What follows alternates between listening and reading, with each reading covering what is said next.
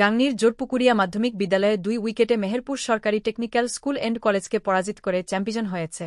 Bangladesh cricket control বোর্ডের BCB উদ্যোগে Meherpur stadium মাঠে অনুষ্ঠিত প্রাইম ব্যাংক জাতীয় স্কুল ক্রিকেট টুর্নামেন্টে জোরপুকুরিয়া মাধ্যমিক বিদ্যালয় মেহেরপুর জেলা পর্যায়ে চ্যাম্পিয়ন হয়েছে।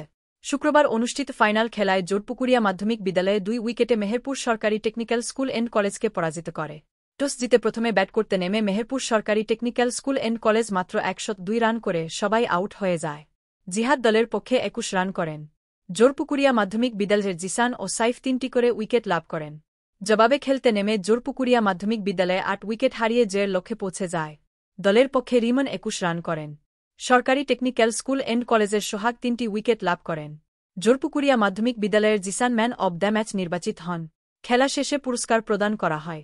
সিনিয়র সাংবাদিক মিজানুর রহমান, জেলা ক্রিকেট কোচ হাসানুজ্জামান হিলন, আসাদুর রহমান লিটন উপস্থিত থেকে পুরস্কার তুলে দেন। মুজিবনগর খবরে নিউজ এর জন্য যোগাযোগ করুন।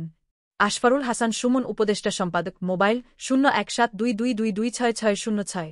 শাহিদুজ্জামান রিপন, যুগ্মবার্তা সম্পাদক, মোবাইল 017230043000। শহীদুল ইসলাম সাইদুল, বিশেষ প্রতিনিধি, মোবাইল 016701999955। মহসিন আলী আঙ্গুর, সম্পাদক ও প্রকাশক, মুজিবনগর খবর.com, মেহেরপুর।